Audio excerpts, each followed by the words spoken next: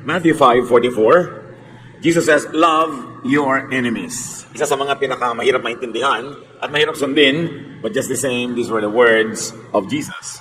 Daily life could actually produce enemies for us. Kuminsan tayo ang may likha, kuminsan naman, hindi natin sinasadya, nagkakaroon tayo ng mga enemies. How to handle enemies? Dear Lord, we ask you to give us wisdom so that we may not only survive, but also have joy in life in spite of having enemies. Teach us how to deal with this very true and very actual reality of our daily lives. Kayo ang manguna, magturo, umakay sa amin. At mga Panginoon, lahat po ng aming kakulangan, punan nyo, patawarin nyo po kami sa aming mga kasalanan. At ngayon, hinihiling namin, kayong mag-aral, kayo po magturo sa amin. We ask you, we seek you, in the name of your Son, Jesus. Amen. How do you handle enemies? First of all, don't make enemies. Na gagawa naman ng paraan yan, na huwag tayong lumikha, huwag tayo ang magsadya, at huwag tayo ang manguna sa paggawa ng kaaway. Proverbs 20 verse 3, it makes you look good when you avoid a fight. Only fools love to quarrel. Kaya dibdibin natin yung napakasimpleng katuruan na ito na nakabubuti sa iyo na umiwas sa away sapagkat malaki daw kahangalan yung palaaway. Try not to make enemies. Yung enemy na siya ang umiimbento ng gulo nyo, siya ang may pananagutan doon. Pero yung ikaw ang umiimbento o kaya ikaw yung nagpatuloy ng sinimulan niya, may pananagutan na tayo doon. Proverbs 26:27, if you dig a pit, you will fall in. If you start a stone rolling, it will roll back on you. So para kang dumudura sa langit, sa mukha mo rin malalaglag ang iyong dura. Ganun ang paggawa ng kaaway. Pagka meron kang nilikha na patibong para sa kanya, ikaw ang mahuhulog doon. Ang gulong ginagawa mo, ikaw ang magugulo. However, if it can be avoided, at least minimize making enemies. Kung minsan, sa paggawa mo ng tama, doon ka nagkakaroon ng kaaway, wala ka na magagawa tungkol doon. Pero paliitin mo pa rin. Pwedeng pakontiin ang makakaaway o aaway sa iyo at pakontiin mo yung degree ng pag-aaway. Proverbs 17:14, the start of an argument is like a water leak. So stop it before real trouble breaks out. Yung mga water leak, kahit sa bahay, konti lang ang simulan yan, patak-patak, pero pagka hindi mo niremedyohan, lumalaki. Ganon din yung mga crack at mga kung ano-ano mga problema, kailangan maliit pa lang, lutasin na. Meron palang nagtatampo ng konti, kausapin mo na, kasi pagka pinanigasan na niya, yung pagtatampo, mas mahirap na magkaayos. Pag meron ka agad na nasabing pangit, agad-agad, mag-sorry ka, huwag mo nang pagpabukasin, kasi pag tumigas na yung puso nung nasaktan, humihirap para sa kanya magpatawad, at humihirap din para sa iyo mag-sorry. Pinakamadali mag-sorry right after doing a mistake. Pagka pinatagal mo ng 1 minute, humihirap na, naninigas na yung panga mo, ayaw na magsalita ng sorry. Kaya maging habit natin, pag may damage, solvent agad. Maraming sugat, hindi nalalala kung nag-sorry ka agad. Proverbs 26:17, it is better to take hold of a mad dog by the ears than to take part in someone else's argument. Nakakita na ba kayo ng asong nauulol? Yung walang kinikilala, kinakagat kahit sino? Sabi, mas madali pa daw gawin na hawakan mo siya sa kanyang dalawang tainga kaysa makilahok ka sa away ng may away. Yung may nagtatalo, nagkakagulo, sasali ka, lalo kung may kakampihan ka pa. Don't make an enemy of people's enemies by taking sides, by getting into the fray. Nananahimik ang buhay mo, may dalawang nag-aaway, sasali ka, di pumasok ka sa gulo. It is unwise. And very especially, kung hindi mo naman talaga naiintindihan yung pinag-aawayan nila. Yung hindi mo kaaway, pag may kinampihan ka sa dalawang nag-aaway, kaaway mo na rin yung kaaway niya. Kaya hindi siya matalinong gawin. Don't worsen current enmity. Kung meron na talagang awayan, samaan ng loob, o nandun na yon, huwag mo nang palalain. Huwag nang buhusan ng gasolina ang siga, ang apoy. Huwag nang palakihin ang pilas ng napilasan na nga. Huwag nang magdadagdag pa ng salita pag merong nag-away, tumahimik na lang. Because the more you say something, the more the quarrel prolongs, the bigger the trouble gets. Proverbs 22:3, when you see trouble coming, don't be stupid and walk right into it. Be smart and hide. Pag nakikita mo ng usapan papunta sa away, stop it. Shut up, be smart, and hide. Lalo pag mahal mo sa buhay, asawa mo, magulang mo, kapatid mo, kaibigan mo, office mate mo, yung papainit na ng painit ang usapan, stop it. Keep your tongue, hold your tongue, and if you can, walk away. Para lumamig ang ulo nyo pareho. Lumalamig naman yan. Kaya nga sabi nila, if you're angry, count 10. And if you're very angry, count 100. Why count 10? Kasi ang tao, pag nagagalit, may nare-release na chemical sa kanyang blood system na nagpapatapang at nagpapalakas sa kanya. These are survival instincts. Para tayo mag-survive, kung kinakain ka ng leon, hinahabol ka ng tigre, may ahas na biglang gustong tumuka sa'yo, napupuno ng adrenaline ang iyong blood para magkaroon ka ng energy to run away, to fight back, or to do something to save your life. Remnant yan ang ating primitive existence noong unang panahon na napakaraming panganib na nandyan pa sa ating sistema. So pag bigla ka nagalit, nagpanting ang tenga mo, may narinig kang ayaw mo, bigla ka tumatapang. Parang kaya mong sugurin kahit isang batalyong army. Parang kaya mong labanan kahit sino. Pag ganun ang naramdaman, count 1 to 10. Bakit? Subukan nyo, mag-count tayo. 1, 2, 3, 4, 5, 6. Ilang kayo? 7, 8, 9, 10. Siguradong hupa na ang galit mo bago mag-10. So may sinabing nakakainis ang asawa mo, gusto mong sabihan din ng nakakainis, count ka muna. Yan ang ginagawa mo. Nagbibilang. Count tayo pareho, daddy. Sabi ko nun, 1, 2. After 10, matatawa na kayo. Kasi lampas na yung silakbo ng damdamin. Yung tinatawag nila kumisang temporary madness na pwede mong gawin defense sa court. Palampasin ang galit. Kasi sandaling-sandali lang, dahil hindi kaya ng body mo na magkaroon ng adrenaline for too long. It takes a lot to get that energy and it will not stay long. So pag nagalit ka, bago ka magsalita, count 1 to 10, gawin nyo yan, it works.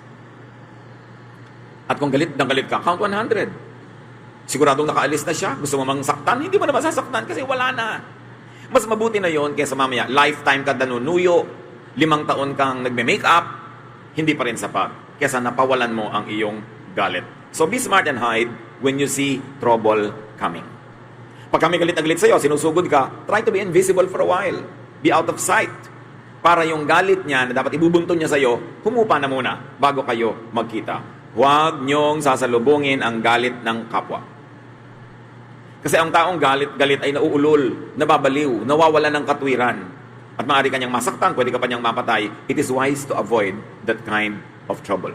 And go for peace. Ang lagi nating hanapin, planuhin, hangarin, kapayapaan, katahimikan, katiwasayan with our fellow men. So make friends, make peace with your accuser.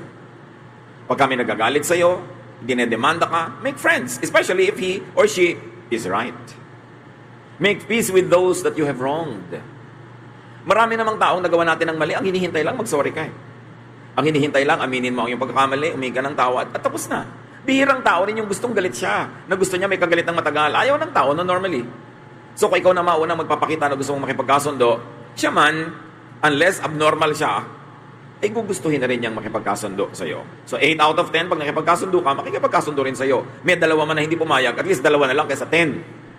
Yan ang sinasabi natin, minimize your enemies. Jesus says in Matthew 5:25-26, before you are dragged into court, make friends with the person who has accused you of doing wrong. If you don't, you will be handed over to the judge and then to the officer who will put you in jail. I promise that you will not get out until you have paid the last cent you owe. So kung meron ka pinagkakautangan, makipagkasundo ka na agad. Kahit mga credit card na di nyo mabayaran, mga utang na di nyo mabayaran, bago kayo ilagay sa collection department o bago nyo i-turn over sa collection agency, makipagkasundo na kayo sa bangko. Kung gaano katamis ang ngiti ng bangko pag nagbubukas kayo ng account, at kung gaano kasarap ng mga pangungusap nila pag nagbubukas kayo ng credit card account. Kung minsan may kape pa, gano'n naman kabalasik ang mga pangungulekta nila pag 2 araw na kayong hindi nakakabayad. Papangit ng papangit ang salita. At kung kayo'y taong maramdamin, daramdamin nyo, masasakatan kayo sa mga sulat ng bangko. Para ba kayong kriminal na hinahabol na nagtatago? Kaya bago mangyari yon, pumunta ka lang sa manager ng bangko o sa inyong bank relations officer, sabihin nyo na ang inyong istorya, makipagkasundo na kayo dahil makikipagkasundo sila kaysa magpunta pa kayo sa court. Hindi kayo makabayad ng malaking utang, sabihin nyo talagang wala akong ibabayad, kahit mo ko kagatin, kahit mo ko kainin, wala akong ibabayad. So, makikipagsettle ako sa iyo, maghuhulog ako ng ganito over this kind of period, and 99% of the time, they will give it. Kaysa maging legal issue yan. Iba ang nakikipagkasundo. Baka naman nagkaroon pa kayo ngayon ng ideya kung paano kayo manunuba ng mga utang. Dahil syempre, kailangan bayaran nyo talaga yan. Importante yon. So, makikipag-ayos. Magandang policy yon sa buhay. Huwag niyong takasan ang naniningil sa inyo dahil lalong nagagalit. Pagka nandyan, harapin nyo. Sabihin nyo ang katotohanan. Makipag-usap kayo at kung nagalit siya, pasensya kayo kasi may utang kayo, hindi nyo nababayaran. Pero para pagtaguan nyo yon, humahanap kayo ng gulo. Kasi challenge nyo siya na lahat ng kapangyarihan, lakas at koneksyon niya, gamitin niya para kayo maparusahan. Samantalang pwede nyo namang tanggalin ang galit niya kung kakausapin ninyo. Do not needlessly sue fools. Huwag nang magdemanda, maghabol sa tinatawag ng Bible ng mga hangal. Wala kayong mapapala. Proverbs 29:9, be wise and don't sue a fool. You won't get satisfaction because all the fool will do is sneer and shout. So huwag makipagtalo, huwag makipag-away, huwag makipag-agawan sa hangal kasi dadaan nila niya sa sigaw. Dadaanin niya sa mga walang katuwirang mga salita, lalo lang lalala. So do not argue with fools and do not quarrel with what you might call subordinates or people beneath your station. Kung mas matalino kayo sa kanya, huwag niyong patulan. Kung mas malayo ang naabot nyo at narating, mas marami kayo na-accomplish, mas lalong huwag niyong patulan. Kasi lahat ng yun, itataya nyo sa walang kakwentang-kwentang argumento. Nagpakahirap-hirap kang buuin ang iyong buhay, maging matagumpay, mabunga, tapos sinaksak lang ng ice pick sa sentido na matay katuloy sa walang kakwenta-kwentang bagay. So huwag kayo nakikipagtalo sa bagay na mas mababa ang lagay kaysa sa inyo. Kung minsan yung iba, hindi lang nasuklian ng tama ng jeepney driver, makikipaghampasan ng tubo. It is wise to avoid such troubles dahil mas malaki pa ang gagawin mo sa buhay, mas marami ka pang kikitain, at kung totoo ang iyong inaakala, mas mataas naman ang kalagayan mo sa buhay, bakit mo ibababa para lang doon? Kailangan pinapahalagahan mo the bigger picture. What is at stake? May mga nababaril sa pakikipagbagan sa parking lot. Merong mga napapatay dahil sa nilampasan sa kalsada, kinat, tapos kakatin din hanggang mamaya, nagmungguan na sila o nagbarilan. Is it worth it? Ganun lang ba ang halaga ng iyong buhay? Ganun lang ba ang halaga ng iyong kapayapaan? So always make and move towards making peace. Tuwing may kaaway, ang langing hakbang mo patungo sa kapayapaan, hindi sa pagpapalaki ng away, hindi sa pagpapalaki ng gulo. Matthew 18:15, if one of my followers sins against you, go and point out what was wrong. But do it in private, just between the two of you. If that person listens, you have won back a follower. Apply it to a friend, apply it to a colleague. Pag na-offend ka, may ginawa siyang mali, puntahan mo quietly, sabihin mo ang iyong nadarama, kung nasaktan ka, sabihin mo, humingi ka ng paliwanag, and most of the time, these people will appreciate your effort, say sorry if they are wrong, and then peace will reign. It is important na pagkagalit ka sa isang tao, may nagawa siyang mali, siya ang kausapin mo, huwag mo siyang ikwento sa iba. Malalaman niya yon, magagalit siya lalo, lalaki ang gulo. So, importante, use peaceable methods and open doors. Kailangan nakabukas ang puso mo para sa goodwill, sa peace, sa areglo. At ikaw mismo ang gumawa ng paraan na kung may nagagalit sa'yo, mawala ang galit niya at kung pwede sana mapalitan ng goodwill. Proverbs 25:21-22, if your enemies are hungry, give them something to eat. And if they are thirsty, give them something to drink. This will be the same as piling burning coals on their heads, and the Lord will reward you. So pagka may kaaway ka daw, nagugutom, pagkakataon mo na yon, may ibibigay kang pagkain, ibigay mo. May kaaway ka, uuhaw, chance mo na. Meron kang ibigay mo yung maiinom niya. Sabi ni Jesus, para mo rin siyang binigyan ng mga bagang nag-aapoy at sinunong mo sa kanyang ulo. Akala nung iba, tinorture mo yung tao, no. Nung araw, walang lighter, walang posporo, walang mga automatic na pinanggagalingan ng apoy. So dapat ang bawat bahay, merong laging burning stove. There is always a piece of wood burning in the stove para pag namatay ang mga ilaw niya, lalo sa gabi, may pagkukunan siya ng apoy. Pag magluluto siya bukas, paano siya gagawa ng apoy? Kailangan merong maliit na apoy doon, napapalakihin na lang niya. Pero kung minsan, namamatay yun. So pupunta kayo sa iyo ang kapitbahay mo, sunong-sunong niya yung kanyang palayok na lalagyan ng baga, hihingi sa iyo ng bagang nagliliyab o nag-aapoy. Pag nilagyan mo yung sunong-sunong niya na palayok ng bagang nag-aapoy, ibig sabihin, binigyan mo siya ng fire, binigyan mo siya ng bagong pang-start ng kanyang ilaw o ng kanyang pagluluto. So, ginawan mo siya ng pabor. So sabi, giving drink to your enemy, giving food to your enemy is like heaping burning coals on their heads. Pag binasa mo kasi yan, nang hindi mo naintindihan yung cultural context, akala mo sinunog mo yung bumbunan niya, pag naging bibing ka siya, nakaganti ka tuloy. No, it is good for these people to have the fire coming from you. At ang mga tao nung araw, sinusunong nila talaga yung baggage nila, bihira nilang hinahawakan, kasi their hands should be free to hold on to whatever. Kung minsan bumababa sila ng mga bangin-bangin, may landas-landas, dapat yung kamay nila free. So, nasa ulo nila yon. So, build bridges. Sabi nga nila, people are lonely because they build walls instead of bridges. Para tayo mga island tayo mga tao. Choice mo, gagawa ka ba ng bridge para mag-connect ang ibang tao o gagawa ka ng wall para hindi sila makapasok sa'yo at kaya lang ikaw din nakulong sa sarili mong wall. And this wall can be your ugali, asal, kakulangan ng pakikipagkapwa. Proverbs 15:1, a kind answer soothes angry feelings, but harsh words stir them up. Pag may nagagalit sa'yo, nagtatanong, naninita, pag mabait, malumanay ang iyong sagot, humuhupa ang kanyang galit. You are building bridges. Pero pagka pabalang-balang ang sagot mo, lalo siyang magagalit, you are building walls para hindi kayo magka-connect at magkasundo kahit kailan. So, napakahalaga ang pagpili ng pangungusap. Kahit mga galit na tigre, mga nauulol na aso, may dog whisperer. Merong marunong bumulong ng tamang timpla, tamang volume, tamang tunog, pati galit ng mga aso, matitigas sa ulo mga aso na paaamo. Napakahalaga ang pamimili ng salita. Kaya mabuti pa pagkagalit ka, huwag kang magsasalita eh. Dahil ang laki ng opportunity, chance, na mali ang masabi mo. Nasaktan ka. Ang tendency ng maraming tao, manakit din in return. Pero nasaktan ka, the best is to keep quiet.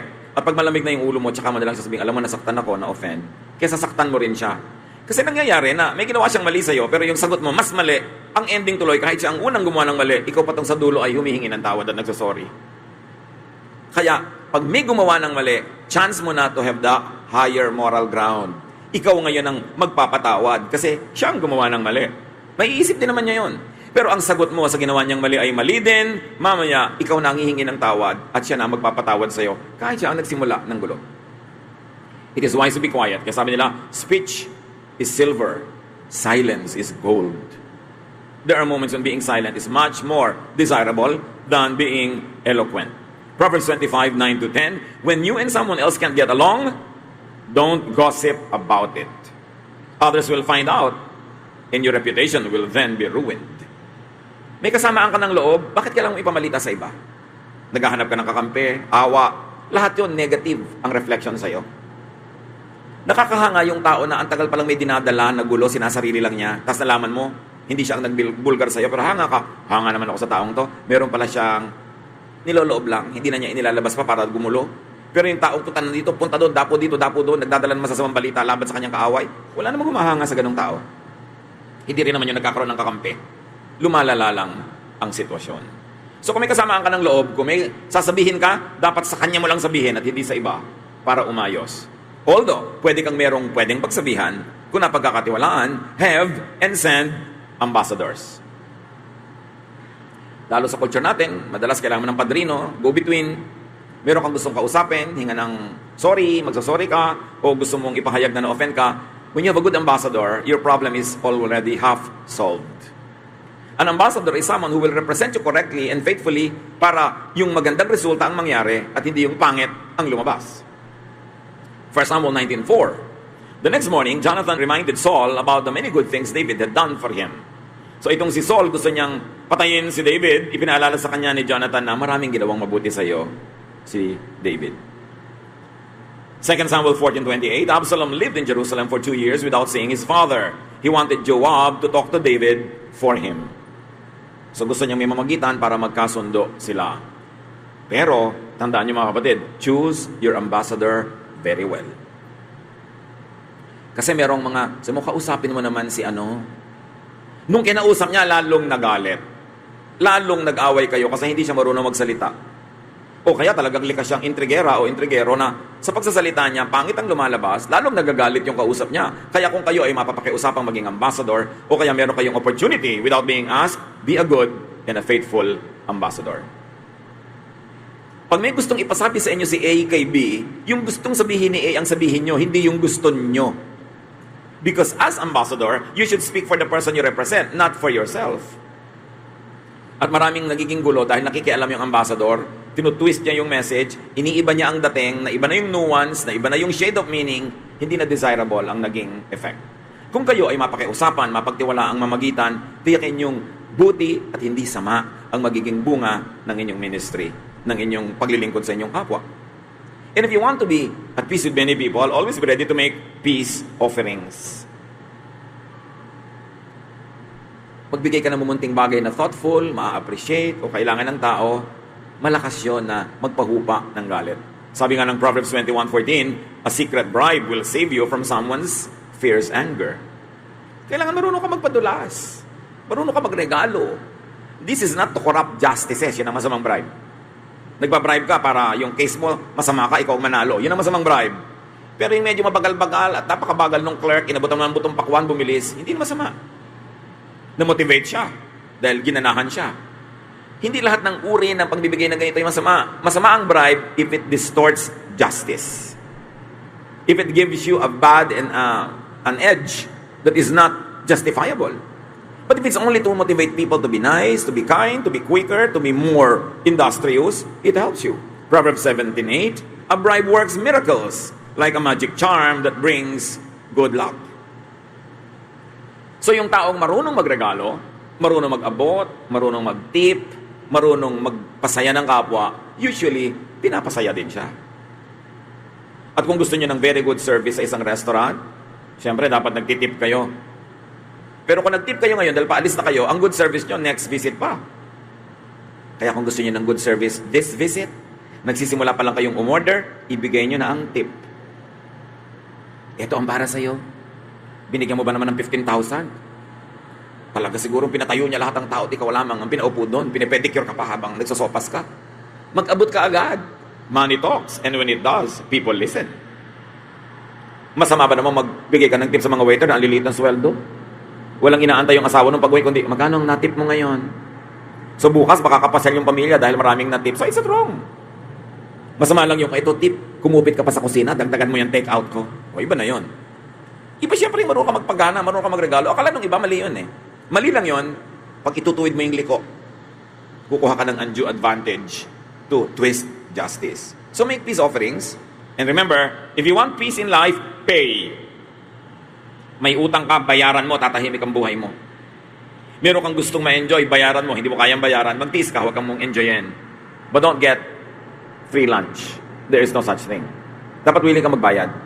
Bayaran mo ng pera, bayaran mo ng services, bayaran mo ng ibang bagay, pero dapat marunong ka magsukle. Huwag kang laging libre at nagpapalibre. And kung merong may utang sa'yo, hindi ko ikamamatay na hindi singilin, ayaw niya magbayad o hindi na niya kaya magbayad, don't collect anymore. Para tumahimik ang buhay. At pwede mong sabihin, alam mo, hindi na kita sisingilin, so huwag mo na akong iwasan. Kasi kahit naman singil ka ng singil, hindi ka rin nakakasingil, nagagalit siya sa'yo, wala ka rin namang napala, sayang naman yung galit mo. So patawarin mo na. Rebuild damaged friendships. One of the few things that you can never make is to make old friends. You can make new friends, but you cannot make old friends. So napakalaking kamalian to turn old friends into enemies. At napakalaking sayang pag pinayagan mo na ang isang old friend maging enemy mo dahil siya ang nagalit sa'yo, tapos hindi mo sinuyo, hindi mo kinausap. Today, you can make a new friend, pero today ba makakagawa ka ng 30-year-old friendship? No. You can only lose it, but you cannot make it. Kaya ang old friends, pinapahalagahan. Hindi ka makaka-invento ng old friend. Ibabalik mo ang panahon. Yung iba, kulang na kulang sa katinoan. Yung mga matatanda at dati ng kaibigan, yun pa ang inaaway. May pinagsamahan kayo, kilala nyo ng mga ugali ng isa't isa. Doon ka palalayo ang loob, lugi ka. Kailangan pahalagan mo ang old friends. Because life is better with friends.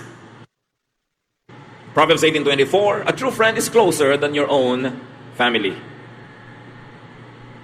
So do not lose a friend and do not let a friend become an enemy. Dahil yung katotohanan na sinasabi, your best friend could be your worst enemy. Yan ang nakakalam ng lahat ng lihim mo. Pag yan ang nagalit sa'yo, logi ka. So dapat pinapahalagahan mo ang isa't isa. Life is worse with enemies. Better with friends, worse with enemies. You are better off without enemies. And if you have an enemy and you really like to be a winner, the best way to win over an enemy is to turn him into a friend. Doon ka lang nanalo sa kaaway pag naging kaibigan mo siya. Pero nasaktan mo siya, nasunog mo yung bahay niya, nabaril mo yung asawa niya, sa palagay mo panalo ka doon? Sa palagay mo hindi siya maghihigante? O siya ang sinira mo, sa palagay mo walang mahal sa buhay yun na maghihigante para sa kanya? Ang isang kaaway na hindi mo nagiging kaibigan is a great loss.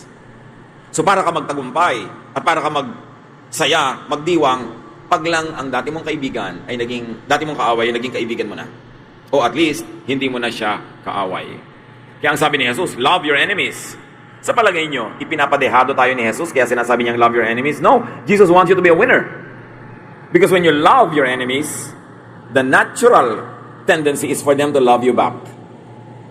It might take some time and a lot of investment, but it can happen. And only when your former enemy loves you now and is your friend will you really be victorious. Doon palang tunay ang tagumpay. Peace is important. We don't want enemies. Kaya merong isa tayong project na pinakamabilis itong gumawa ng enemies. Next to pangungutang na hindi pagbabayad. Pagdaldal ng mga walang katuturan, pagsasalita ng mga masakit, o pagbubulgar ng mga sikreto. Diyan tayo nagkakaroon ng mga kaaway. Proverbs 21:23, watching what you say can save you a lot of trouble. Maraming tao nagkabuhol-buhol ang buhay, nahalagay sa gusot at sa gulo dahil sobrang matabil. Sobrang mabilis magsalita. Nagbubulgar ng mga sikreto, nang-aaway ng mga tao, nananakit ng damdamin, gulo ang iuwi niyan sa buhay. So do not make enemies with bad words. Instead, make friends with good words. Choose your words. Psalm 34:14, do good instead of evil, and try to live at peace. Sandali lang ang buhay. Pag nabuhay ka ng 60, 1/3 of that, tulog ka. So 40 na lang ang natira na years na gising ka. Tapos may kaaway ka pa, sayang ang panahon. Sayang ang energy. Pag may nakasakay ka sa jeep na nakaaway mo, hindi kayo nagtitingin na nakakapanigas yata ng leeg yung ayaw mo siyang makita. Nagkita kayo sa isang okasyon, gusto mo nang umalis agad, ang hirap ng damdamin mo, sayang ang okasyon. Alisin ang mga kaaway sa buhay. Kung hindi natin sila kayang gawing kaibigan, at least alisin ang pagiging kaaway, coexist. Pero kung kaya mo pang gawing kaibigan because you know how to give gifts, you know how to say good words, and you know how to be sincere and be kind and loving, then your life will be sweeter and nicer.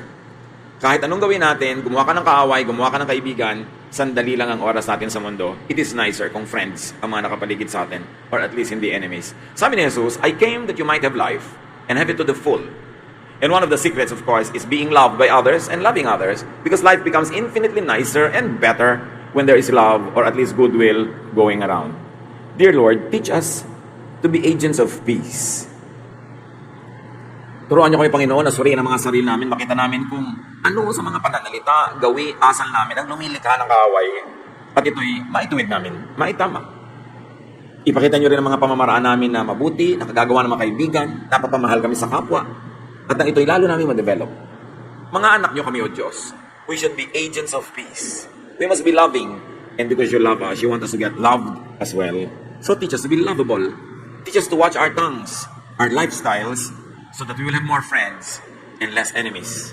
Pagbulay-bulayan natin mga kapatid, i-apply agad sa ating mga pamilya, sa inyong workplace, sa inyong mga kaibigan, and then to your greater and bigger community. Dear Lord, when your people are silent before you for a while, give everyone wisdom to apply these powerful truths in everyone's daily life.